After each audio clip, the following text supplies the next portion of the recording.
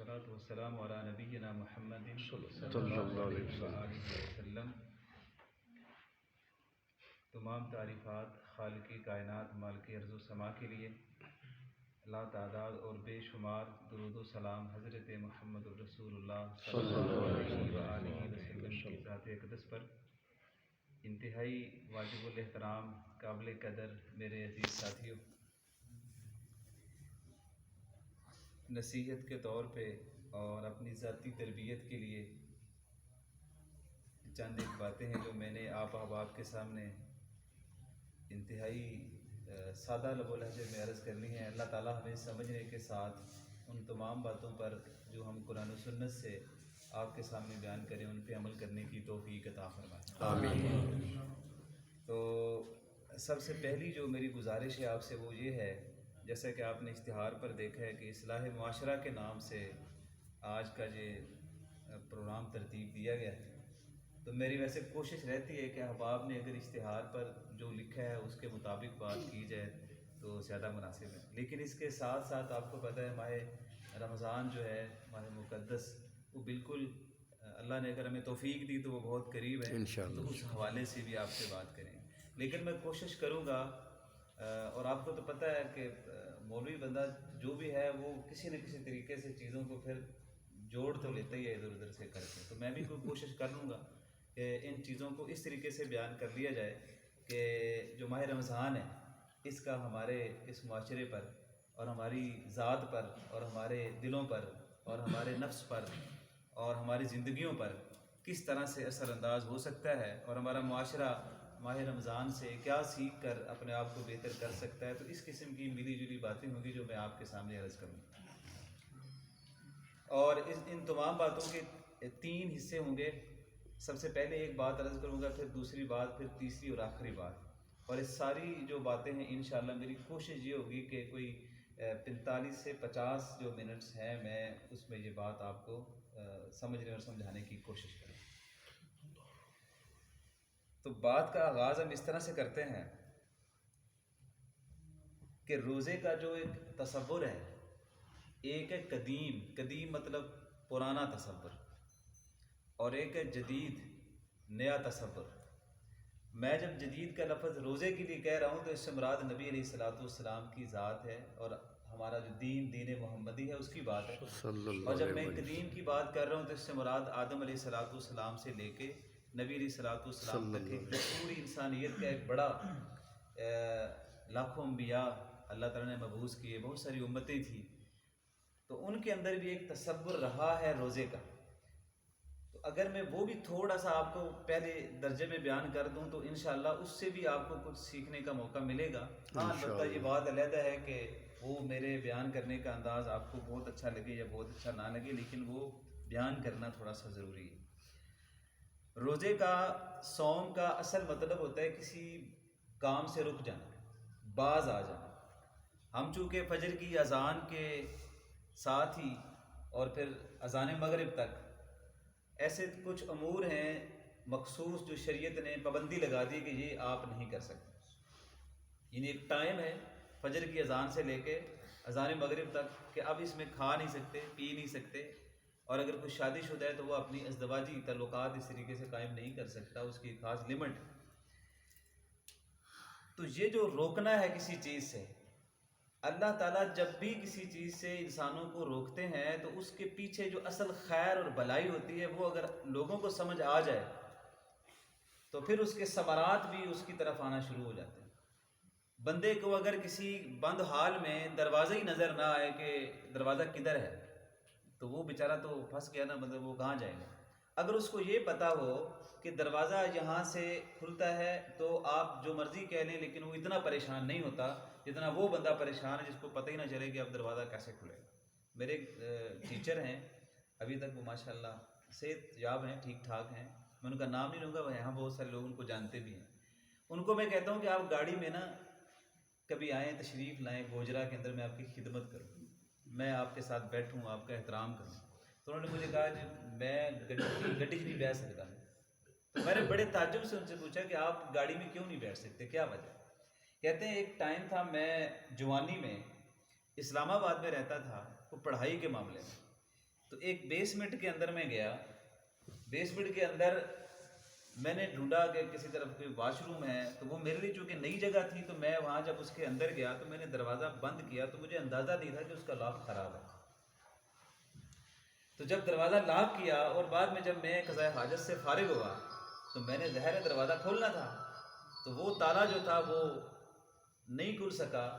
اور وہ ایسا واش روم تھا جس کی کوئی روشن دان نہیں تھا اور کوئی ایسی چیز نہیں تھی, اور میں چونکہ بیسمنٹ میں تھا اور وہاں لوگوں کی آمد و رفت نہیں تھی, تو میں نے دروازہ بہت زور زور سے اس کو دستک دی کہ کوئی میری آواز کو سنے, لیکن بہت دیر تک میری آواز کسی نے نہیں سنی.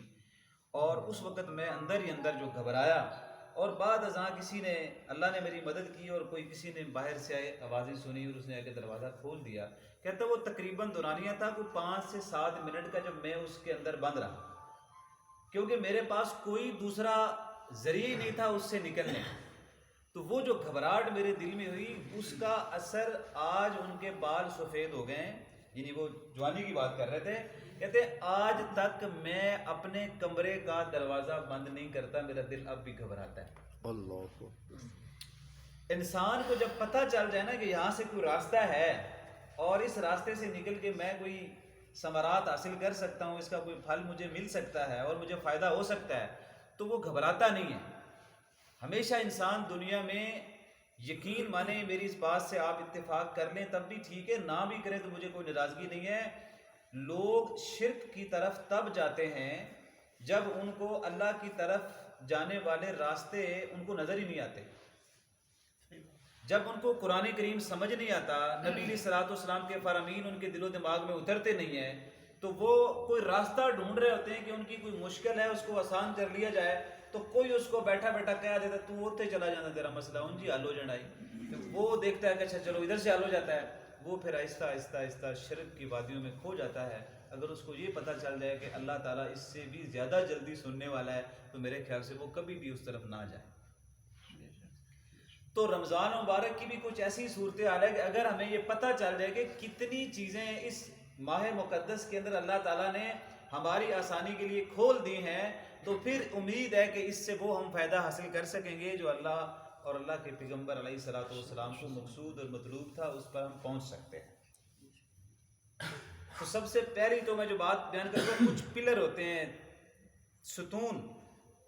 یہیں اسی مسجد میں نے یہ بتایا ہوا ہے, یہ نہیں کہ میں بھول گیا اور میں دوبارہ کہہ رہا ہوں, میں دوبارہ اس لیے کہہ رہا ہوں یاد دہانی کے لیے کہ حابیل اور قابیل دونوں بھائی آپس میں گفتگو کر رہے تھے, اللہ نے وہ گفتگو قرآن کریم میں بیان فرمائی.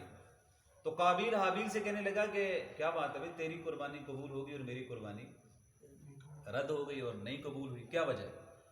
تو جو ہمارا بھائی تھا حابیل, اس نے قابیل کو جواب دیا کہ انما یتقبل اللہ من المتقین, اللہ قربانی ان کی قبول کرتا ہے جو تقوی اختیار کرتے ہیں. آدم علیہ الصلوۃ والسلام کی بعثت کے ساتھ ہی اللہ تعالیٰ نے جو سب سے بنیادی چیزیں دی اس کے اندر تقوی کا تصور بہت پرانا ہے. اب اس کے ساتھ جتنی انسانیت جڑتی گئی وہ حابیل والے راستے پر قائم ہوتی گئی اور اس کا تصور بہتری کی طرف جاتا رہا, ان کے تو راستے کھلتے رہے. اور جس نے اس تقوی کو نہیں سمجھا وہ پھر قابیل والے راستے کو اختیار کر گیا اور پھر وہ وہاں پہنچ گیا جہاں اس کو نہیں پہنچنا چاہیے تھا, جہاں اس کی ہلاکت ہے اور اس کی بربادی ہے.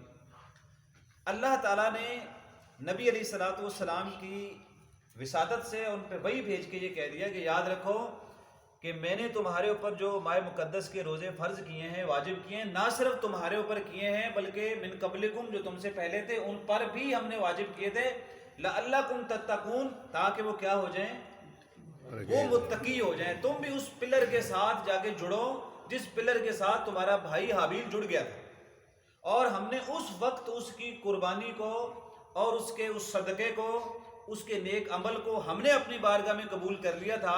آج ہم آپ کو اپنے بھائی کے ساتھ جوڑ رہے ہیں لعلکم تتقون, کہ وہ تقوی اختیار کرو جس کا پلر ہم نے دنیا کے اندر آدم علیہ الصلوۃ والسلام کی بعثت اور بھیجنے کے ساتھ ہی ہم نے ان کو تصور دے دیا. میں ابھی یہاں بیٹھا ہوا تھا تو میرے ذہن میں ایک بات آئی, اور میں نے ابھی یہ میں کوئی آپ سے کوئی ایسی بات نہیں کر رہا جو بڑی وزنی بات ہے اور آپ سمجھ, یہیں بیٹھا بیٹھا میں سوچ رہا تھا کہ میں کیسے اپنے مضمون کو معاشرے کے ساتھ جڑوں. تو میرے ذہن میں ایک بڑی اچھی بات آئی, میں آپ سے شیئر کرتا ہوں. میں نے کہا اللہ تعالیٰ جب تقوی کی بات کرتا ہے تو تقوی سے تو ہم جا کے اللہ تعالیٰ کے ساتھ منسلک ہوتے ہیں, یعنی اللہ کا قرب ہمیں تقوی سے حاصل ہوتا ہے. دوسری چیز ہے اللہ کا شکر. جتنے ہم شکر گزار ہوتے ہیں وہ اللہ کے قریب تو ہوتے ہی ہیں. شکر گزار بندہ اپنے معاشرے میں زیادہ قریب ہو جاتا ہے بندہ. اور 183 نمبر آیت میں اللہ تعالیٰ فرماتے ہیں کہ یا ایھا الذین آمنوا کتب علیکم الصیام کما کتب علی الذین من قبلکم لعلکم تتقون. کہ روزے فرض اس لیے کیے تاکہ تم متقی ہو جاؤ, تم تقوی اختیار کر لو. لیکن بیچ میں ایک آیت چھوڑ کر 184 نمبر چھوڑ کر 185 میں اللہ تعالیٰ روزے کا ذکر کرتے ہیں کہ شہر رمضان الذی, پوری آیت آخر تک پڑھیں. آخر میں اللہ فرماتے ہیں یہ روزے سب ہم نے اس لیے دیے ہیں تاکہ لعلکم تشکرون, تاکہ تم شکر ادا کرو. یہ وہ تصور ہے کہ آپ نے اگر اس ماہ مقدس میں تقوی اختیار کیا تو اللہ کے قریب زیادہ ہو جاؤ گے, اور شکر گزاری کا معاملہ کرو گے تو تمہارا معاشرے میں مقام بلند ہو ہو جائے. جائے گا اور معاشرہ بہتر سمت کی طرف جانا شروع ہو جائے گا. سبحان. اور اگلی خوبصورت بات اس کے ساتھ یہ ہے, کیونکہ یہ میرے بھائی بھی ہیں, دیر آشمی صاحب, عمیر بھائی, اور ہم تو طالب علم ہیں, آپ لوگ یہاں استاد ہیں, بزرگ ہیں, ہمارے بڑے مربی بیٹھے ہوئے ہیں ماشاءاللہ, اللہ آپ سب کچھ جزائے خیر دے. کہ قرآن کریم میں تتقون کا جو سیغہ ہے, فعل مضارع کا تتقون کا جو سیغہ ہے 19 مرتبہ آتا ہے, 19 مرتبہ آتا ہے. اور خاص بات یہ ہے آپ تشکرون کا سیغہ بھی دیکھ لیں وہ بھی 19 بار ہی آتا ہے, اللہ اکبر. بالکل برابر آتا ہے. آپ تقوی اختیار کرتے جائیں, آپ اللہ تعالیٰ کے قریب ہوتے جائیں گے, اور آپ کے وہ راستے کھلیں گے جن راستوں کے بارے میں آپ نے کبھی تصور ہی نہیں کیا کہ وہ آپ کو وہاں سے رزق عطا کرے گا جہاں سے آپ نے کبھی سوچا بھی نہیں ہے. اور آپ شکر کرتے جائیں, ان شکرتم لازیدنکم, اور اگر تم شکر گزاری کرتے جاؤ گے اللہ کہتے ہیں میں تمہیں اور دوں. سبحان اللہ. تو اصل میں یہ جو مہینہ ہے یہ تقوی کا مہینہ ہے اور شکر کا مہینہ ہے. آپ تقوی اختیار کر کے اللہ کا قرب حاصل کریں اور شکر گزاری کر کے آپ اپنے نیک بندوں کے ساتھ آپ جا کے مل جائیں اور معاشرے کی بہتری. اور اس پر میں آخر میں ایک واقعہ سناؤں گا, جب میں بھول جاؤں تو میں نے ضرور تسی ادا کرنا ہے, وہ واقعہ رہ گیا انشاءاللہ. تو میں بھی اب بات بیان کرتا ہوں. اللہ تعالیٰ نے وہ جو مریم علیہ السلام ہے,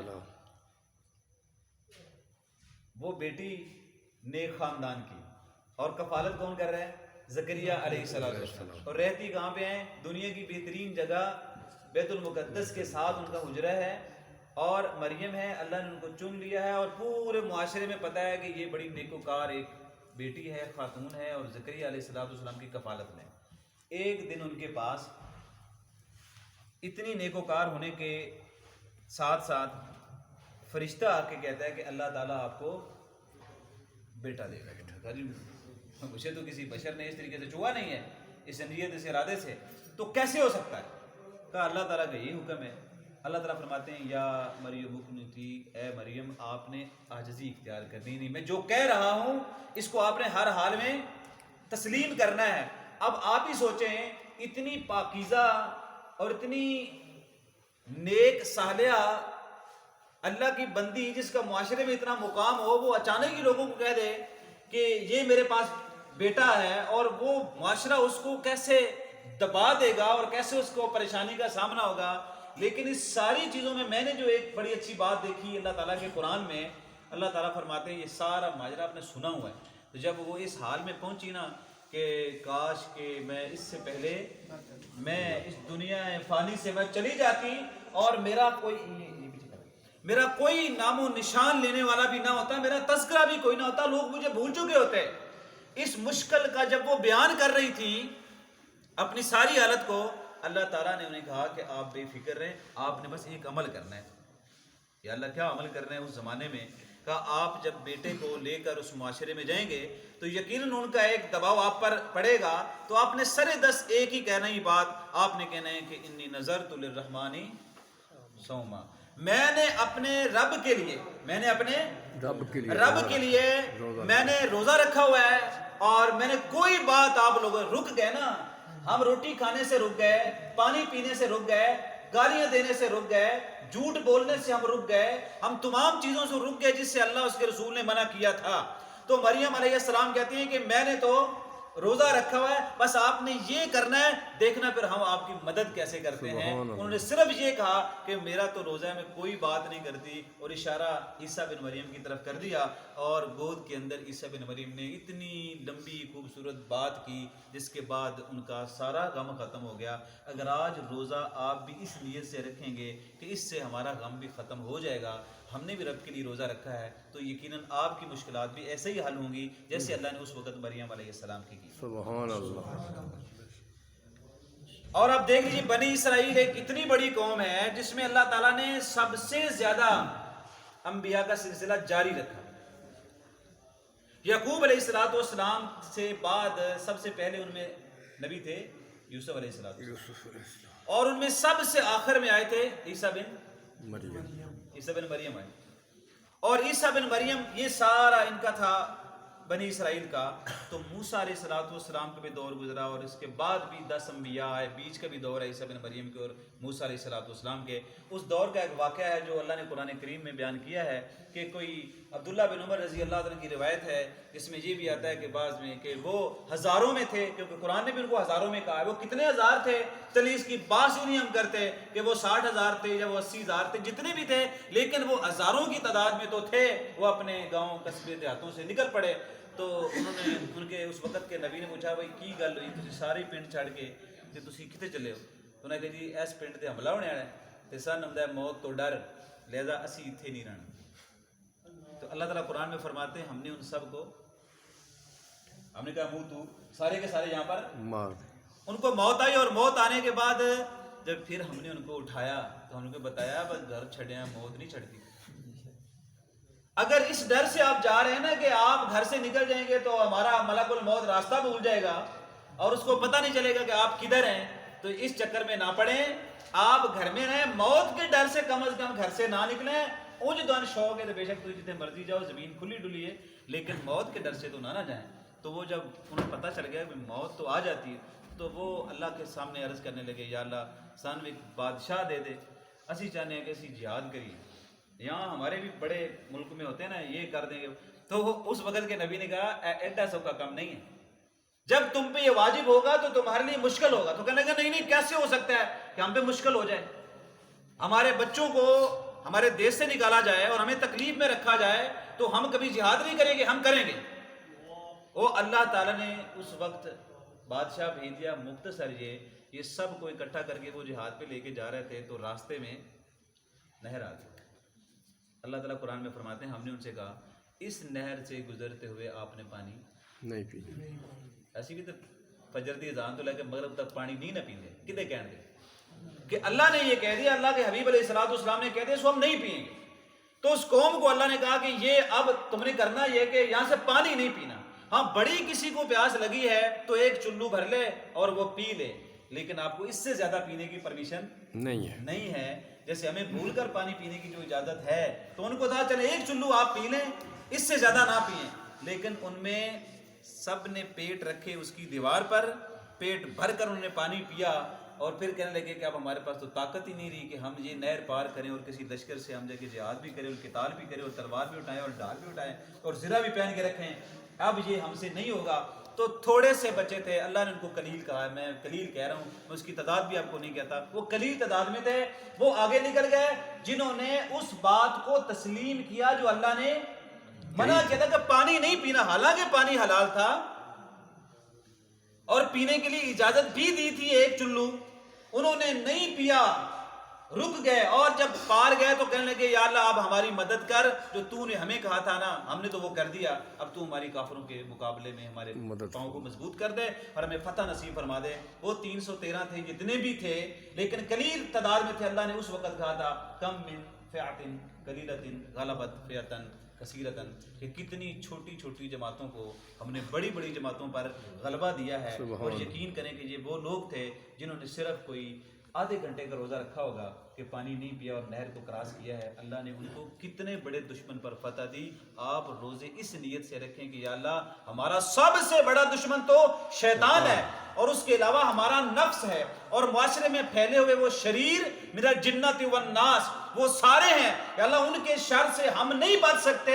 یہ روزہ اس نیت سے رکھ رہے ہیں ہم فجر کی اذان سے لے کے اذان مغرب تک کھانا بھی نہیں کھائیں گے, پانی بھی نہیں پئیں گے, کچھ بھی نہیں کریں گے جو تو نے منع کر دیا ہے. ہم پیاس سے نڈھال ہوئے تو لیٹ ضرور جائیں گے, ہم خاموش ہو جائیں گے, بیٹھ جائیں گے, سر کے اوپر پگڑی گیلی کر کے ہم رکھ لیں گے, پاؤں گیلے کر لیں گے, وضو کر لیں گے, ہم کچھ بھی اور کریں گے, لیکن حلق سے نیچے پانی نہیں لے کے جائیں گے. یا اللہ ہمارے جتنے بھی دشمن ہیں نا یا اللہ ان پہ ہمیں غلبہ دے. سبحان اللہ. اللہ نے جیسے ان کو غلبہ دیا تھا اللہ ہمیں بھی دے. اور اگر ایسا نہ کیا, میری جو 3 باتیں تھیں ان میں پہلی بات کا آخری بات, اگر ایسا نہ کیا تو پھر بھی ایک دلیل قرآن کریم میں ہے کہ اللہ تعالیٰ نے بنی اسرائیل سے کہا کہ ہفتے والے دن چونکہ مچھلیاں بہت زیادہ دریا میں آتی ہیں تو تم نے ہفتے والے دن کم از کم مچھلی کو شکار کر کے نہیں کھانا. ایک دن کا وہ بھی روزہ, لمیٹڈ روزہ کہ صرف مچھلی نہیں کھانی, آپ ساگ کھا لیں, دال کھا لو, پیاز کھا لو, جو بھی کھانا کھا لو, بھوکھے میں نہیں رہنا. صرف آپ نے کیا کرنا ہے, مچھلی نہیں کھانی. آپ نے مچھلی سے آپ کو روک دیا, آپ نہ کھائیں. میں کبھی کبھی کہتا ہوں جب انسان ڈاکٹر آتے ہیں شوگر ہوگی ان سے چینی نہیں کھانی ہے, تو 1 دن کے لیے ان کو کہا گیا کہ آپ نے مچھلی کا شکار نہیں کرنا اور اسے نہیں کھانا. آپ نے 3 گروہ ہو گئے, ایک نے کہا نہ کھانی ہے تو نہ کھان دینی ہے اور وہ ٹھیک تھے, اور ایک نے کہا کہ ہاں ٹھیک ہے ہم تو نہیں کھائیں گے, تو یہ کھانے کھان دو نا وہ سانو کی مسئلہ. تو ایک تھا انہوں نے کوئی ہیلے بہانے سے وہ دریا سے نکالی اور حوض میں ڈالی بہانے کر کر کے, اور پھر کچھ نے کھا بھی لی, کچھ نے اگلے دن کھا لی. لیکن جب عذاب آیا تو اللہ تعالیٰ نے ان کو عذاب ایسا دیا کہ ان کے بڑے بزرگوں کو خنزیر کی شکل دی اور ان کے نوجوانوں کو بندروں کی شکل بنا دیا, تاکہ جس سے میں نے منع کیا تھا تم نے رکنا مناسب نہیں سمجھا. روزے کا مطلب یہ ہے کہ جب اللہ کہہ رہے ہیں کہ یہ نہیں کرنا تو پھر نہیں کرنا. یہ تو ایسی تربیہ ہے, ایسا تزکیہ ہے کہ اگر یہ بندے کو سمجھ آ جائے کہ روزے کا قدیم تصور جو امتوں میں آ رہا تھا اس میں ٹھیک ہے, بعد میں تصور چینج ہوتا آیا. ہمارے خود دین کے اندر پہلے تو سحری کوئی نہیں تھی, پراپر اس طریقے سے افطاری نہیں تھی, وہ تو نبی علیہ الصلوۃ والسلام کی خاص اس رحمت اور برکت کے ساتھ یہ ہوا, اللہ نے فضل کر دیا کہ سحری کا بھی تحفہ میں مل گیا اور ہمیں افطاری کا بھی مل گیا. اس سے پہلے تو یہ تصور ہی نہیں تھا. قدیم تصور میں بعض چیزوں سے اللہ تعالیٰ لوگوں کو روک دیتے. ایسی کئی ایک واقعات اور بھی, لیکن یہ میری بات یہاں پر ختم ہو گئی ہے. اب آتا ہوں دوسری بات کی طرف. دوسری بات یہ ہے کہ اللہ تعالیٰ کو کوئی یہ شوق نہیں تھا کہ وہ آپ جیسے بزرگوں کو اور آپ جیسے خوبصورت نوجوانوں کو یا ہماری ماؤں اور بہنوں کو بھوکا اور پیاسا رکھے اور وہ بڑا خوش ہوگا. اللہ تعالیٰ کو اللہ کوئی محتاج نہیں ہے اس بات کا. اس کے لیے تھوڑی سی میں مثال آپ کو سے, ہر بندے کے ساتھ کتنے کرامن کاتبین ہوتے ہیں؟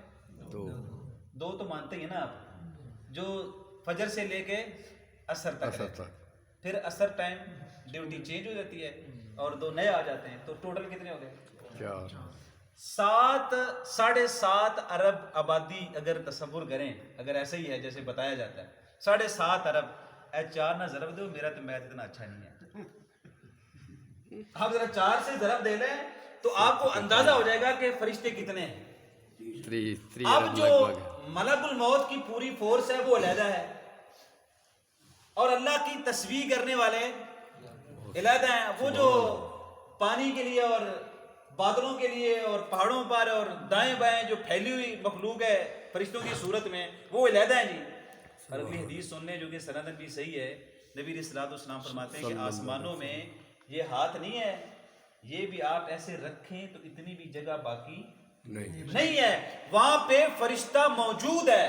اور جو رکوع جو قیام کے اندر ہے وہ تب سے قیام میں ہے جب سے وہ بنا پیدا ہوا ہے, اور تب تک قیام میں رہے گا جب تک قیامت نہیں آتی.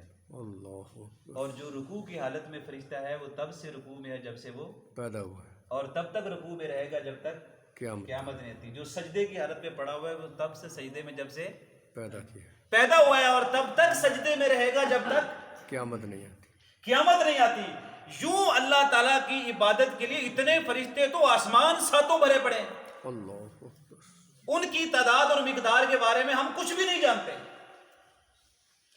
جبریل امین کے ساتھ جو وہی لے کے آنے والے، جبریل امین تو بنیادی طور پہ وہی لے کے آتے تھے، پروٹوکول وہی کا اتنا تھا کہ حضور فرمایا کرتے تھے بعض صورتوں کے بارے میں کہ ایسے لگتا تھا جیسے آسمان فرشتوں سے بھر گیا، ایسے جبریل امین وہی لے کے آتے تھے۔ اتنی تعداد فرشتوں کی، ان میں ایک بھی فرشتہ نہ کھانا کھاتا ہے اور نہ پیتا ہے۔ اگر یہی مقصود اللہ کو ہوتا گیا ہے ٹکر نہ کھان اور پانی نہ پین، وہ تو پہلے اتنی تعداد میں فرشتے کر رہے، لیکن اس کے باوجود بھی وہ انسانوں سے افضل نہیں ہے۔ اور اتنی عبادت کے باوجود بھی جب روز محشر اکٹھے ہوں گے سارے فرشتے، تو جمع ہو گے جب اللہ کی بارگاہ میں کھڑے ہوں گے، تو اللہ تعالیٰ سے وہ جملہ بولیں گے، وہ جملہ حدیث کے اندر آتا ہے کہ سارے فرشتے بیک زبان یہ کہیں گے کہ اے ہمارے رب، ما عبدنا حق عبادتی کا، ہم تیری عبادت اس طریقے سے نہیں کر سکے جیسے تیری عبادت کرنے کا حق ہے۔ وہ ہم سے ہوئی کوئی نہیں، حالانکہ کم سے وہ ایسے تھے۔ نبی علیہ الصلوۃ والسلام کبھی کبھی جابر بن عبداللہ کو دیکھتے کہ وہ پریشان ہے، تو ایک روایت میں آتا ہے کہ ایک بار آپ نے حضرت جابر کو بلایا اور بلا کے کہا کہ جابر کیا بات ہے، تو حضرت جابر کہتے تھے چنگا تھا پکا بند کر دے ٹھیک ہی ایک چل رہا ٹھیک بولی جا رہے ہیں میری لے خراب سپیکر رہن دے ویسے بڑی سونی آواز ہے۔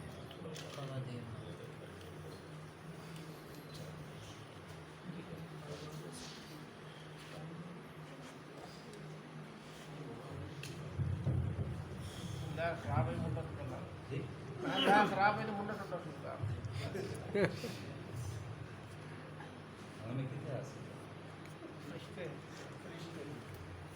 کھانا نہیں کھانا۔ میں انسانوں کی گل کرتا ہوں۔ جابر بن عبداللہ رضی اللہ عنہ کی میں بات کر رہا تھا، حضور نے بلایا اور پوچھا کہ کیا بات ہے، کہتے ہیں کہ کبھی کبھی والد یاد آتا ہے، جب والد دنیا سے چلا جائے تو پھر واقعی بڑا یاد آتا ہے، تو زندگی میں پتہ نہیں ہمیں قدر ہی نہیں ہوتی۔ ابا جی کی کہتے ہیں بزرگ نے کی کرنا ہے، انہوں نے فائدہ بھی سمجھی، اللہ معاف کرے میں آپ جیسے نیک لوگوں کی بات نہیں کر رہا، لیکن جب بزرگ چلے جاتے تو یاد آتی، لیکن وہ بزرگ جس کی صرف 9 بیٹیاں ہوں اور ایک بیٹا ہو، اور صحیح حدیث میں آتا ہے کہ جابر کہا کرتے ہیں میری بہنوں کے سر کے نیچے تکیہ رکھنے کے لیے گھر میں ایک بھی تکیہ نہیں، اور پھر اس حالت میں گئے ہوں کہ مقروض ہوں، تو کبھی کبھی نبی علیہ الصلوۃ والسلام جب دیکھتے جابر تھوڑے پریشان ہے، کہا میری بات سنو، تیرے والد کو عبداللہ کو جو کہ شہید ہو گئے تھے، اللہ تعالیٰ نے اپنی بارگاہ میں سامنے بٹھا کے بات چیت کی، سبحان اللہ۔ کما یہ کو بشانی، ہم وہ تصور نہیں دیتے کہ کیسے، لیکن جیسے حضور نے فرمایا ہم نے تسلیم کر دیا، ہماری تو دوسری کوئی رائے نہیں۔ تیرے والد کو اللہ تعالیٰ نے سامنے بٹھا کے بات چیت کی ہے، اور تیرے والد سے جب اللہ نے پوچھا تو تیرے والد نے جواب یہ دیا ہے کہ یا اللہ، میں تیری عبادت اس طریقے سے نہیں کر سکا جس طریقے سے تیری عبادت کرنے کا حق ہے۔ حق تھا، اگر تو پھر مجھے کبھی دنیا میں بھیجے نا، میں پھر سے اسی طرح شہید ہو کے تیرے دربار میں۔ اللہ اکبر۔ عبادت کا حق تو کوئی ادا نہیں کر سکتا، اور دنیا کے اندر جو آپ کے گھر کے اندر یہ جالا بناتی ہے نا مکڑی، آپ اپنے اگر بیولوجی پڑھے ہوئے طالب علم یا موجود ہیں یا پڑھتے ہیں، وہ بے شک جگہ پڑھ لیں اپنے گھر میں، یہ کم از کم 1 ہفتے سے زیادہ بھوکی اور پیاسی رہ سکتی ہے۔ اللہ اکبر۔ تو انسان تو صرف چند گھنٹے رہتا ہے نا، یہ 1 ہفتے سے زیادہ یہ جو مکڑی یہ اتنی یہ بھوکی رہ سکتی، پیاسی رہ سکتی۔ گلڑ کے سمجھ دے ہونا تو اتحام ہوتا، جی جی۔ اس گلڑ کے بارے میں آپ پڑھ کے دیکھ لیجیے گا اپنی سائنس میں، یہ تقریباً 6 دن سے لے کر 10 دن تک بالکل بھوکا پیاسا بغیر کچھ کھائے پیے یہ رہتا ہے، اس کی یہ ٹریننگ ہے، یہ ایسا کرتا ہے۔ اللہ اکبر۔ چکور کی طرح ایک پرندہ ہے، امریکہ سے وہ پروان لیتا ہے، اور بعض دفعہ وہ کسی موسم کی تبدیلی کی وجہ سے، لیکن وہ ساری کا سارا سفر سمندر کے اوپر کرتا ہے، اور اس کا وہ سفر ہر سال ہوتا ہے، اور وہ جھنڈ کی شکل میں وہ پروان کرتے ہیں، اور وہ سفر 2-3 دن مسلسل رہتا ہے، وہ سمندر پہ اتر نہیں سکتے کہ کہیں وہ مارے جائیں گے۔ تو مسلسل سفر کرتے ہیں، ان کی یہ تربیت ہے کہ وہ 3-4 دن تک کوئی چیز کھاتے نہیں، کوئی پیتے نہیں، مسلسل سفر میں رہتے ہیں۔ اللہ اکبر۔ اللہ کی ایسی ایسی مخلوق ہے، آپ کے جو بڑے بزرگ جہاں بیٹھے ہیں جانتے ہیں کہ ہمارے وہ ایک کیڑا ہوتا تھا ریشم، جس سے پیداوار لیتے تھے کبھی، وہ ریشم جو جس کے کیڑے کو آپ اپنے دھاگے میں اپنے آپ کو لپیٹ لیتا تھا اور آخر میں آپ کو ریشم دے کے خود اس طرح سے وہ چلا جاتا تھا، لیکن اس کے اندر اللہ نے طاقت رکھی تھی کہ وہ کئی کئی ہفتوں تک بھوکا پیاسا رہ سکتا تھا۔ اللہ اگر آپ کے ذہنوں میں یہ بات بیٹھی ہو نا کہ اللہ کو بھوک بڑی پسند ہے اور اللہ کو پیاس بڑی پسند ہے، تو تھوڑا سا اس تصور سے ہٹیں، اللہ تعالیٰ کو صرف بھوک اور پیاس پسند نہیں ہے، اس کے پیچھے جو اصل اللہ کا مطلوب اور مقصود ہے اس کو آپ سمجھنے کی کوشش کر لیں، اور جب اس کو سمجھنے کی کوشش کریں گے تو آپ کو اس رمضان کے روزے رکھنے میں جو لذت محسوس ہوگی، مجھے امید ہے کہ آپ کو لگے گا کہ اس سے پہلے شاید ایسا نہیں ہوا، لیکن اب ایسا لگتا ہے کہ ایسا ہے۔ تو لو میری یہاں پہ دوسری بات بھی ختم ہوگی، اب تیسری اور آخری بات کر کے بات کو سمیٹ لیں۔ وہ بڑی ٹھیک ہے سامنے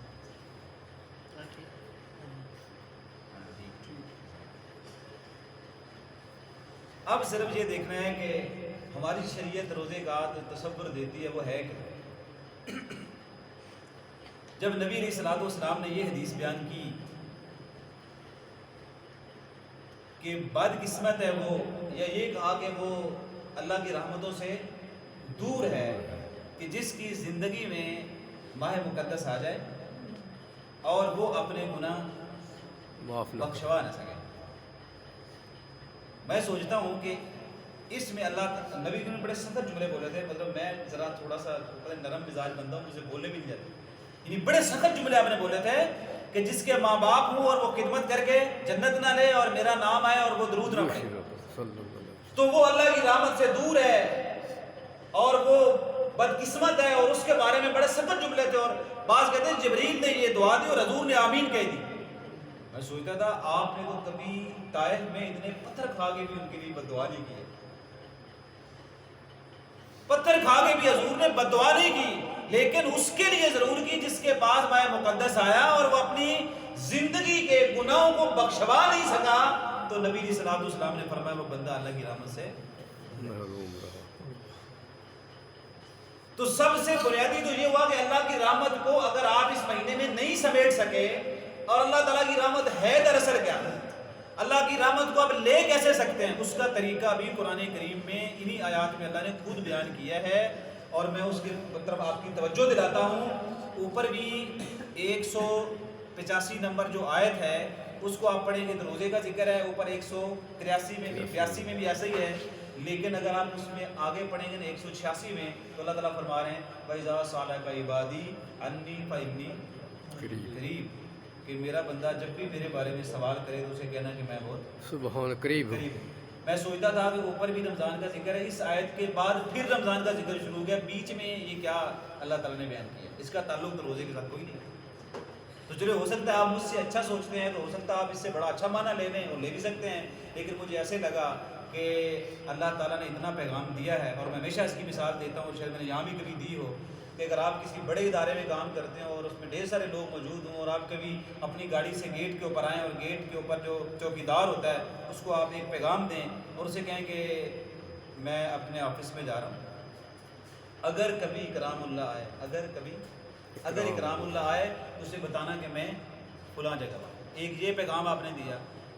ایک دوسرا پیغام ہے، آپ گیٹ میں اور آپ نے کہا جب بھی عبداللہ آئے، جب بھی عبداللہ آئے اسے کہنا کہ میں دفتر۔ ان دونوں میں فرق ہے، جب اگر کہا جائے تو اس کا مطلب ہے پتہ نہیں آوے یا پھر نہ آوے۔ نہ آوے، اور دوسرا یہ کہ مجھے اس کا کوئی خاص انتظار تو نہیں، اگر آ گیا تو ٹھیک ہے، تو نہیں تو نہ صحیح۔ لیکن جب آپ کہتے ہیں نا جب بھی آئے تو اس کے دو معنی ہیں، ایک معنی تو یہ کہ وہ آئے گا، اور دوسرا یہ ہے کہ مجھے بھی اس کا انتظار ہے۔ انتظار ہے۔ اللہ تعالیٰ نے یہاں پہ یہ نہیں کہا ان سالک عبادی، اگر میرا بندہ سوال کرے تو اسے بتانا میں قریب ہوں، ایسا نہیں کہا۔ اللہ تعالیٰ فرماتے ہیں وَإِذَا سَأَلَكَ عِبَادِي، جب بھی میرا بندہ سوال کرے وہ آئے گا ضرور میرے در پہ کبھی، لیکن جب بھی میرے بارے میں سوال کرے تو اسے کہنا میں بہت قریب، اللہ یعنی میں تیرا انتظار کر رہا ہوں تو آ صحیح۔ رحمت کو سمیٹنے کا مطلب یہ ہے کہ آپ سحری میں بھی دعا کریں اور آپ افطاری کے وقت میں بھی دعا کر لیں، اور آپ کو جتنے مواقع ملتے ہیں نا یہ باتیں کرنے کے بجائے کہ فلانے مذہب بڑے دعا نہیں کر دے تو کھلی چھٹی ہے، روزے جگی ٹکا کے دعا کر دیں۔ رحمت سے مراد ہی یہ کہ اللہ تعالیٰ سے آپ مانگ لیں، جس کے بارے میں مجھے پتا ہے کہ میرا والد مجھ پہ نرمی کرتا ہے اور شفقت کرتا ہے، تو مجھے تو اس والد سے کچھ مانگنے میں جھجک نہیں ہوتی، مجھے پتا ہے وہ میرے ساتھ نرمی کرے گا اور میں جو کہوں گا وہ ممکن حد تک مان لے گا۔ رب تو رحیم و کریم ہے، آپ اس رمضان میں جو اس سے مانگنا چاہتے ہیں آپ مانگ لیں۔ میں آپ کو یقین دلاتا ہوں اگر آپ نے سچے دل سے مانگ لیا اور غافل دل سے اگر دعا نہ کی اور صحیح یقین سے مانگ لیا، میں کیسے آپ کو بتاؤں، ہو سکتا ہے کہ آپ نے کہ میں کوئی تکبر کی بات کر رہا ہوں، تو میری ذات میں ایسی کوئی بات نہیں ہے۔ میں نے اپنے رب سے جو مانگا ہے، جتنا مانگا ہے، اس میں کچھ دیر ضرور ہو سکتی ہے کسی وجہ سے، اس میں بھی کوئی خیر ہوگی، لیکن میرے رب نے مجھے ہر وہ چیز عطا فرمائی ہے جو میں نے اپنے رب سے مانگی۔ سبحان اللہ۔ یہ جملہ بڑا جو میں نے بول دیا۔ آپ اگر اس ماہ رمضان میں اللہ تعالیٰ سے کچھ منوا ہی نہیں سکے اور کچھ مانگ ہی نہیں سکے، تو آپ نے تو روزے کی اس برکت کا جو دروازہ آپ کو حضور بیان کر رہے ہیں کہ فتحت ابواب السماوات، کہ اللہ تعالیٰ آسمان سے سارے دروازے رحمتوں کے کھول دیتا ہے، اور اللہ تعالیٰ جنت کے سارے دروازے کھول دیتا ہے اور جہنم کے دروازے بند کر دیتا ہے۔ اتنے دروازے کھول گئے، اب آسمان میں کتنے دروازے ہیں اس کی گنتی اللہ کے نبی نے نہیں بتائی، میں نہیں بتا رہا، میں تو یہ کہتا ہوں سارا آسمان کھول دیا جاتا ہے، منگو جو مانگتے ہوئے رحمت میں ابھی آپ کو دیتا ہوں۔ اگر اس کے باوجود بھی تم اللہ کی رحمت کے حقدار نہیں بن پائے تو اس کے اوپر آپ کو غور و فکر کرنا پڑے گا۔ اس تصور کے ساتھ اس ماہ رمضان کو گزارے کہ اب آپ کے اوپر چھت کھلا ہوا ہے اور جنت کے دروازے بھی 8 دروازے جنت کے سبھی اور باب الریان، ایک پورا روزے داروں کے لیے دروازہ اللہ نے رکھا ہوا ہے، وہ بھی کھلا ہوا ہے، اور جہنم کے 7 دروازے ہیں اللہ نے 7 کے ساتھ بند کر دیے ہیں، اور اس کے بعد اللہ تعالیٰ فرماتے ہیں شیطان کو بھی ہم نے قید کر دیا ہے، اور تمہاری نیکیوں کو ہم نے دگنا نہیں بلکہ اور زیادہ ہم نے اس میں اضافہ کر دیا، آپ بس کر کے نیکی دیکھیں، اس میں ہم آپ کو دیں گے اپنی رحمت کے مطابق۔ اور ساتھ ہی حدیث سے سن لیں، کہیں وہ مجھے بھول نہ جائے، آپ نے فرمایا جب بھی روزے دار روزہ رکھتا ہے تو اللہ تعالیٰ فرماتے ہیں، یہ حدیث قدسی بنتی ہے کہ ہر عمل انسان کا انسان کے لیے ہے لیکن یہ روزہ فقط میرے لیے۔ سبحان اللہ۔ اور فرشتوں کو جو کرامن کاتبین کی بات بالکل شروع میں ہم نے کی تھی، یہ لکھتے ہیں اور ہماری ہر چھوٹی بات کو لکھتے ہیں اور ہماری ہر بڑی بات کو لکھتے ہیں، نوٹ کرتے ہیں، اور اللہ تعالیٰ سے ہماری باتوں کے بارے میں تھوڑی بہت ڈسکس بھی کرتے ہیں۔ یا اللہ تیرے بندے نے گناہ کا ارادہ کر لیا ہے، اللہ کہتا ہے ارادے کی طرح تو دیکھ لیں، ہو سکتا ہے نہ کرے، کر لے تو پھر جا کے کہتے ہیں کر لے، اللہ کہتے ہیں پھر ٹھہر جاؤ، ابھی ہو سکتا ہے توبہ کر لے۔ اللہ نیکی کا صحیح مسلم میں یہ روایت جس کا ترجمہ اب کر رہا ہوں، نیکی کا ارادہ کر لے، اللہ کہتے ہیں اے ان پوچھا نہ کرو، لکھ لیا کرو۔ یا اللہ اس نے کر لی ہے، کہا 10 گناہ لکھو، کہا لکھ لی ہے۔ اور اللہ کبھی کبھی اتنا اللہ خوش ہو جاتا ہے، کبھی کبھی یعنی بعض لوگوں کے بارے میں آتے ہیں، قرآن حدیث میں ایسے ہی ہے، کبھی کبھی اللہ کہتا ہے 10 نیکیاں لکھ بھی لو تو ادھے 10 گناہ مٹا بھی چھڑو یا ادھے برائیاں نو نیکیاں بدل دو۔ سبحان۔ یہ وقت بھی اللہ تعالیٰ دیتا ہے، تو ماہ رمضان کے علاوہ تو کوئی اور مہینہ ہے ہی نہیں کہ جس کے اندر اتنے بڑے کرم اور مہربانیاں ہو جائیں، اور آپ سمجھیں کہ روزے آئے اور بس ہم نے صبح سحری کی اور شام تک بس ہم نے افطاری کر لی اور ہم نے سمجھا کہ بڑا کچھ کر لیا ہے۔ بہت محنت کرنی پڑے گی۔ حضور نبی علیہ الصلوۃ والسلام کمر بستہ ہو جاتے تھے اور اب اتنا صدقہ کرتے ایسے لگتا تھا جیسے تیز ہوا میں پتے اڑتے ہیں یا درخت سے پتے جھڑ جاتے ہیں، حضور ایسے صدقہ کیا کرتے تھے۔ اس ماہ مقدس میں بڑھ چڑھ کے صدقہ کیا کرتے تھے، آپ کو بھی بتا۔ اور ساتھ ابھی بات کرنے لگا ہوں تھوڑی سی سخت ہے، لیکن میں آپ کو یہ بتانا چاہوں گا کہ روزہ سب سے زیادہ آپ کے ایمان کو تقویت دیتا ہے، کیونکہ ایمان کی جو کیفیت ہے نا یہ ایک جیسی نہیں رہتی، ہر وقت ایک جیسی نہیں رہتی۔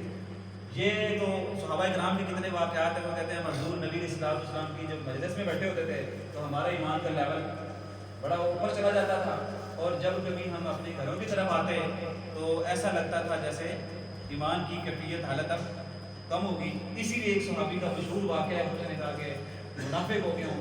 تو لوگوں نے کہا کیوں، کیا بات ہے؟ کہتے ہیں جب حضور علیہ السلام کی مجلس میں ہوتے ہیں تو ایمان کی حالت و کیفیت وہ آسمان کو پہنچی ہوتی ہے، وہاں سے بیوی بچوں میں آتے ہیں تو ایمان کا لیول نیچے نظر آتا ہے. تو کبھی کبھی ایسا لگتا ہے کہ کدھر میں منافق تھے. نہیں،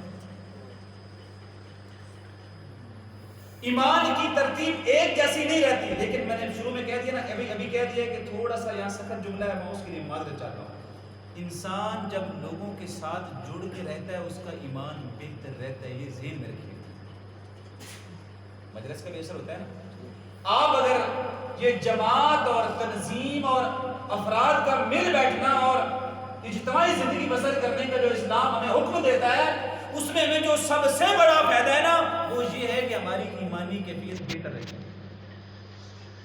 اور جب بھی آپ تھوڑا سا انفرادی زندگی گزارنے کی کوشش کریں گے نا، ایمان کا لیول بھی اس کا گراف بھی نیچے ہے.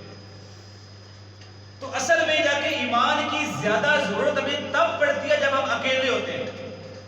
جدوں سے اکیلے ہوتے ہیں نا اس وقت ایمان کی چوک کی لوڑ ہوتی ہے. اور اگر اس موقع پر ہمارا ایمان مضبوط ہوا نا، اصل بندہ مومن ہوا. مینوں کی لوڑ ہے میں ایتھے بیٹھ کے کوئی ایسا گناہ کراں کہ تسی سارے گواہ بن جاؤ؟ میں تو ایسا نہیں کروں گا. لیکن جب میں اپنی بات کر رہا ہوں، آپ کی بات ہی نہیں کرتا. میں جب گاڑی میں سفر کرتا ہوں تو میں اگر اکیلا ہوں تو میرے لیے میرا ایمان اب مجھے روکے گا کہ تم نے کیا سننا ہے اور کیا دیکھنا ہے. اپنے ہاسٹل میں میں تنہا ہوں کمرے میں تو میرے پاس موبائل ہے جس میں سارے کا سارا خیر بھی ہو سکتا ہے اور شر بھی ہو سکتا ہے. اب میرا ایمان مجھے بتائے گا کہ آپ نے کیا کرنا ہے. اگر میرا ایمان ٹھیک ہوا تو میں ٹھیک چیز پہ کلک کروں گا، اگر ایمان ٹھیک نہ ہوا تو. خلوت کے معاملے انسان کے بڑے مشکل معاملے. ابن ماجہ کی صحیح سند روایت ہے، نبی صلی اللہ علیہ وسلم فرماتے ہیں کہ جہنم کے اندر ایک آدمی کی انتڑیاں نکلی ہوں گی اور اتنی بدبو ہوگی کہ جہنم کے رہنے والے لوگ کہیں گے ہم تو پہلے جہنم کے عذاب سے بڑے بیزار تھے کہ اوپر سے تیری انتڑیوں کی بدبو نے اور بھی پریشان کر دیا ہے. تو کچھ لوگ کہیں گے کہ یار یہ تو بڑے نیک کاموں کا حکم دیتا تھا اور خود یہ جہنم میں اتنی بری زندگی بسر کر رہا ہے، تو اس نے کیا ایسا جرم کر لیا ہے. نبی علیہ السلام فرماتے ہیں کہ اللہ تعالیٰ فرشتوں کو حکم دے گا کہ اب جو پوچھ رہے ہیں لوگ ان کو بتا دو کہ یہ اجتماعی طور پر لوگوں کے سامنے خیر کی بات بھی کرتا تھا اور خیر کے مسئلے بھی کرتا تھا، دعوت بھی خیر کی دیتا تھا، لیکن اس کی سب سے بڑی پریشانی یہ رہی ہے کہ یہ جب بھی خلوت میں جاتا تھا اللہ نے جن چیزوں کو اس پہ حرام کر دیا ہے یہ وہ عمل کرتا. اس کی خلوت کی زندگی اتنی بیکار تھی کہ اگر آپ پر کھول دی جائے تو آپ اس کو عذاب کو تسلیم کریں گے، اس پہ عذاب ہونا چاہیے. اور میں بھی بتا دوں روزہ اس لیے سب سے بڑا افضل عمل بن جاتا ہے کیونکہ وہ آپ کی خلوت کی زندگی کی ڈائریکٹ تربیت کرتا ہے. آپ گھر میں جائیں بے شک تالے لگا لیں، گیٹ بند کر لیں، کوئی بندہ نہیں اور سی سی ٹی وی کیمرہ بھی کوئی نہیں ہے، مجھے پانی پی کے دکھائیں. آپ نہیں پانی پییں گے حالانکہ آپ کو کوئی نہیں دیکھ رہا، آپ کہیں گے نہیں یہ چھپ کر پانی پینے کی بات ہی کوئی نہیں ہے. آپ چھپ کر کھانا نہیں کھائیں گے جب آپ نے روزہ رکھ لیا. اللہ کو بڑا اپنی ذات پہ ظلم کرے تو میں کچھ کہہ نہیں سکتا، لیکن ایک عام مسلمان جو اللہ اس کے رسول پہ ایمان اور یقین رکھتا ہے وہ خلوت میں بھی ایسے کام نہیں کرتا. روزہ آپ کی خلوت کی زندگی کو اتنا مضبوط کر دیتا ہے کہ اگر آپ 30 دن ایسے گزار لیں گے آپ کی خلوت کی زندگی پر اثر انداز ہوگا. یہ رمضان آپ اس نیت سے گزاریں کہ ہم نے اپنی خلوت کو ٹھیک کرنا ہے انشاءاللہ. تنہائی جو ہماری تھی اس تنہائی میں نیکوکار ہونا سب سے زیادہ ضروری ہے. تنہائی کے آنسو اور تنہائی کے گناہ، تنہائی کے آنسو انسان کو اتنی بلندی دیتے ہیں کہ حضور نبی علیہ السلام فرماتے ہیں کہ اس ایک آنسو سے ہم جہنم کی آگ بجھا دیتے ہیں، اور اگر تنہائی میں گناہ کرے گا تو وہ میں حدیث آپ کو بیان کریں گے.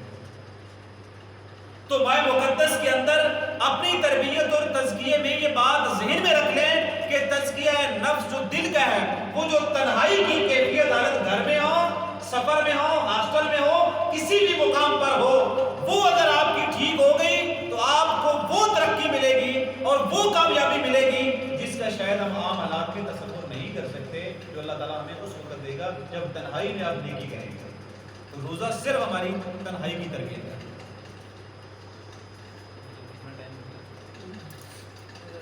40 منٹ ہو گئے، میں آپ کی بات کو سمجھ، اور میں نے وہ واقعہ بھی بیان کرنا ہے جو میں نے شروع میں آپ سے کہا تھا کہ شکر گزاری آپ کو معاشرے سے جوڑ دیتی ہے، نہ شکری آپ کو بہت دور لے کے جاتی ہے۔ اور کچھ احباب بعد میں آئے ہیں، میں بتا دیتا ہوں کہ میں نے شروع بات اس سے کی تھی کہ رمضان میں 2 چیزوں کو ذہن میں رکھنا ہے، نمبر 1 تقویٰ اور نمبر 2 شکر گزاری۔ یہ دونوں چیزیں ایسی ہیں، تقویٰ کرنے سے آپ اللہ کے بہت قریب ہو جاتے ہیں اور شکر گزاری سے لوگ آپ سے محبت کرنے لگتے ہیں۔ سبحان اللہ۔ نہ شکر بندے کو اللہ بھی پسند نہیں کرتا، لوگ تو کرتے ہی نہیں۔ نبی علیہ الصلوۃ والسلام سے پوچھا گیا تھا، باقاعدہ سوال کیا گیا تھا کہ مجھے ایسا عمل بتا دیں اللہ بھی مجھ سے محبت کرے اور لوگ بھی مجھ سے محبت کریں۔ تو آپ نے یہی کہا تھا کہ آپ ایسا کریں کہ جو لوگوں کے ہاتھوں میں ہے نا، اس روایت کا جو آخری لفظ ہے وہ یہ کہ جو لوگوں کے ہاتھوں میں ہے آپ اس سے غنی ہو جائیں، یعنی جو تیرے پاس ہے اس پہ شکر گزاری کرو، دیکھنا لوگ بھی تجھ سے محبت کریں گے، اللہ بھی تجھ سے محبت کرے گا۔ تو یہ رمضان کا مہینہ آپ کو شکر گزاری کی بھی دعوت دیتا ہے۔ صحیح بخاری میں آتا ہے کہ ایک آدمی، اس کو مسئلہ یہ ہوا کہ اس کے جلد پر ایسی پھنسیاں نکل گئی ہے، صحیح بخاری میں، جو اس کو بڑی تکلیف دیتی تھی۔ تو ایک دن اس کے پاس ایک فرشتہ آیا اور اس نے کہا کہ کیا تجھے کوئی تمنا ہو تو مجھے بتا۔ اس نے کہا اس سے بڑی کیا تمنا ہے کہ میرے بدن پر جو مرض ہے، ابرص کا یا کوئی بھی ایسا مرض جس سے پانی ٹپکتا ہے اور لوگ میرے قریب نہیں آتے اور بات میری سنتے نہیں ہیں، اگر یہ ٹھیک ہو جائے تو اس سے اور مجھے کیا چاہیے۔ فرشتے نے ہاتھ پھیرا اور وہ صحیح ہو گیا۔ اور یہ عجیب بات نہیں ہے، یہ قرآن میں بھی ایسے واقعات ہیں اور حدیث کے اندر بھی ہے کہ ہاتھ پھیرنے سے اللہ تعالیٰ اگر شفا دے سکتا ہے۔ عیسیٰ بن مریم کے پورے واقعے کو پڑھ لیں آپ۔ تو ہاتھ پھیرا اور وہ ٹھیک ہو گیا۔ اس نے کہا کوئی مال بھی پسند ہے؟ تو اس نے کہا مجھے ان کو بہت پسند ہے۔ تو اس نے جوڑا دیا اور برکت کی دعا دی اور مختصر گھروں چلا گیا۔ وہ ایک دوسرے بندے کے پاس گیا، اس کے سر کے بال گر چکے تھے اور سر میں مرض ایسا تھا کہ لوگ اس کے پاس بیٹھنا برداشت نہیں کرتے تھے، اس قدر اس سے گھن آتی تھی۔ تو اس نے پوچھا کہ تمہیں کچھ چاہیے؟ اس نے کہا سر کی بیماری جب ٹھیک ہو جائے مجھے تو بڑی خوشی ہوگی، لوگ مجھ سے بات کریں گے، لوگ میرے قریب آئیں گے، میں لوگوں کے قریب رہنا چاہتا ہوں۔ اب یہ بھی ذہن رکھیے گا، آپ کو اللہ تعالیٰ نے اس بیماری سے بھی بچایا ہوا ہے جو پہلے بندے کو تھی، اور دوسری بیماری سے بھی بچایا ہوا ہے جو دوسرے بندے کو تھی۔ اللہ کا شکر کریں آپ۔ تو جب وہ دیکھا مرض ٹھیک ہو گیا، اس نے کہا کوئی مال بھی پسند ہے؟ کہتا مجھے گائے۔ تو اس کو جوڑا دیا اور دعا دی، برکت کی، چلا گیا۔ اور ایک تیسرے بندے کے پاس صحیح بخاری میں آتا ہے، وہ گیا تو وہ تھا جو بیٹا، تو اس سے کہا تجھے کوئی چیز چاہیے؟ اس نے کہا میری آنکھیں نہیں ہیں، اگر آنکھیں آ جائیں اور میں لوگوں کو دیکھ سکوں تو اس میں تو کیا خوبصورت بات ہوگی۔ اللہ تعالیٰ نے آپ کو آنکھیں دی ہوئی ہیں ماشاءاللہ، اور آپ تو دنیا دیکھ رہے ہیں۔ تو اس نے فرشتے نے ہاتھ ملا، اس کو آنکھیں اللہ نے بصارت لوٹا دی۔ تو اس نے پوچھا کوئی مال؟ اس نے کہا بکریاں بہت پسند آتی ہیں۔ تو اس کو بکریاں دی، برکت کی دعا کی، اس کو چلا گیا۔ کچھ سالوں بعد، ایک عرصے کے بعد پھر دوبارہ وہی فرشتہ انہیں تینوں لوگوں کے بعد، یہ حضور بیان کر رہے ہیں، حضور کو کس سے بیان کرنے کی ضرورت نہیں تھی، ہمیں سمجھانے کے لیے ہے۔ اور آپ نے کہا کہ وہ فرشتہ پھر سے پہلے کے پاس آیا اور اسی حالت میں آیا جس حالت میں کبھی وہ خود ہوا کرتا تھا بندہ، ابرص کی بیماری، جلد ساری کی ساری خراب۔ تو اس سے کہتا دیکھ مجھے مرض ہے اور میں مسافر ہوں اور زیادہ راہ بھی ختم ہو گیا ہے، تھوڑا سا سامان دے دے، میرے ساتھ تھوڑی شفقت کا معاملہ کر دے۔ تو اس نے کہا کہ میں تیرے پہ کیوں شفقت کا معاملہ کروں؟ تو فرشتے نے کہا کہ دیکھو تو بھی کبھی اس حالت میں تھا۔ اس نے کہا میں تو کبھی بھی نہیں ہوا، میں تو ایسا کبھی بھی نہیں ہوا، میں تو عرصے سے صحت مند ہوں۔ اور کہا کبھی تو بھی بڑا مفلس غریب تھا؟ کہا نہیں میں تو کبھی غریب ہو ہی نہیں۔ آپ کو روزہ کہتا ہے، روزہ رکھ کے بھی اگر جھوٹ ہی بولنا ہے تو پھر اللہ کو کوئی شوق نہیں کہ آپ کو بھوکا رکھے اور پیسہ رکھے۔ ایثار کرنے کا مہینہ ہے، میں نے کہا نا حضور کیا کرتے تھے، سب سے زیادہ اسی مہینے میں خرچ کرتے تھے۔ اب اس نے کہہ دیا کہ نہ میں تم کو دینا ہے، چل کام کر۔ وہ تو وہاں سے چلا گیا، لیکن یہ تو ہو گیا نا برباد۔ وہ دوسرے کے پاس گیا جس کے سر کے بال جھڑ گئے تھے اور وہ سر کے مرض میں اسی حالت میں خریدا گیا اور اس سے اپنی آرزو رکھی مسافر آدمی ہوں زیادہ رات ختم ہو گیا ہے مہربانی کر دے. اس نے کہا جی نہیں ہم کوئی مہربانی نہیں کرتے. چلو اس نے کہا تیرا بھی کبھی ایسے ہی حال تھا. اس نے کہا میرا کبھی ایسے حال نہیں. وہ تیسرے کے پاس گیا جو کہ نبی نہ تھا. یہ ہے شکر گزار. اور جب اس کے پاس پہنچا اسے کہا کہ دیکھ میں نبی نہ بندہ مسافر آدمی زیادہ راہ ختم ہو گیا ہے میری تھوڑی رہنمائی کر دے کچھ سامان بھی دے دے تاکہ میں اپنی منزل مقصود تک پہنچ سکوں. اور اس نے بتایا کیا جواب دیا. اس نے کہا کیوں نہیں میں بھی کبھی نبی نہ تھا اور میرے رب نے میرے اوپر فضل اور احسان کر دیا تھا اور میں کبھی بڑا مفلس اور غریب ہوا کرتا تھا اور میرے رب نے مجھے بہت ساری بکریوں میں برکت عطا فرما دی ہے. تم ایسا کرو تم نبی میں ہو. اور کتنی خوبصورت حدیث کے الفاظ ہیں صحیح بخاری کے. اس نے کہا تم جتنی بکریاں لے کے جانا چاہتے ہو اور اس میں یہ نہیں کہا جتنی مجھے نظر آتی کہا تو بکریاں اکٹھی کر لے میں تیرے ہاتھ کو کوئی نہیں روکنے والا مطلب تیری جتنی مرضی ہے اتنی بکریاں لے کے جانا. جب آپ شکر گزاری پہ آتے ہیں تو آپ کا دل بڑا ہو جاتا ہے اور جب ناشکری پہ آتے ہیں تو پھر آپ کا دل چھوٹا ہو ہی جاتا ہے. اللہ بھی ناراض ہو جاتا ہے بندے بھی دور ہو جاتے ہیں. تو یہ ماہ مقدس آپ کو پورے طریقے سے یہ چاہتا ہے کہ آپ لوگوں میں تقویٰ بھی پیدا ہو جائے اور آپ لوگوں میں شکر گزاری بھی پیدا ہو جائے. اگر یہ عملاً پیدا ہو گئی تو پھر میں آپ کو یہ شعر سنا دیتا ہوں کہ گونگی ہو گئی آج کچھ زبان کہتے کہتے گونگی ہو گئی آج کچھ زبان کہتے کہتے میں ہچکچا گیا خود کو مسلمان کہتے کہتے. یہ بات نہیں کہ مجھے رب پر یقین نہیں یہ بات نہیں کہ مجھے رب پر یقین نہیں بس میں ڈر گیا خود کو صاحب ایمان کہتے کہتے. مجھے فرصت نہ ملی ایک نماز کی مجھے فرصت نہ ملی ایک نماز کی کئی بار چپ ہوا مؤذن آذان کہتے. اور یہ جملہ خاص ہے ہم سب کے لیے کہ ایک کافر نے جو پوچھا مجھ سے یہ مہینہ کیا ہے شرم کے مارے پانی ہاتھ سے گر گیا رمضان کہتے. میری الماری میں گرد سے اٹی کتاب کا جو پوچھا اس نے میری الماری میں گرد سے اٹی کتاب کا جو پوچھا اس نے میں گر گیا زمین میں قرآن کہتے کہتے. یہ بات سن کر اس نے چپ سادھ لی اقبال یہ بات سن کر اس نے چپ سادھ لی اقبال. مجھے یوں لگا جیسے وہ رک گیا مجھے حیوان کہتے کہتے کہ پھر ایک حیوان کی زندگی میں اور تیری زندگی میں کیا فرق رہے گا. انسان کو تو اشرف المخلوقات بنانے کا بنیادی تصور یہ تھا کہ یہ وہ مانے گا جو اس کا رب اسے کہے گا. اگر اس نے بھی نافرمانی کر دی ہو لیکن اللہ کی جتنی بھی مخلوق ہے کل اللہ قانتون ساری کی ساری رب کی تابعدار ہے. اگر انسان بھی تابعدار ہو جائے تو اس کو اللہ تعالیٰ وہ ثمرات دے گا جس کا یہ مانگتا تو رہتا ہے لیکن عمل ایسا نہیں کرتا. اللہ تعالیٰ ہمیں عمل کرنے کی توفیق عطا فرمائے. اندازے کے مطابق جو وقت میں نے آپ سے وعدہ کیا تھا تقریباً ہو گیا ہے. اللہ تعالیٰ ہمیں سمجھنے عمل کرنے کی توفیق دے. السلام علیکم ورحمۃ اللہ.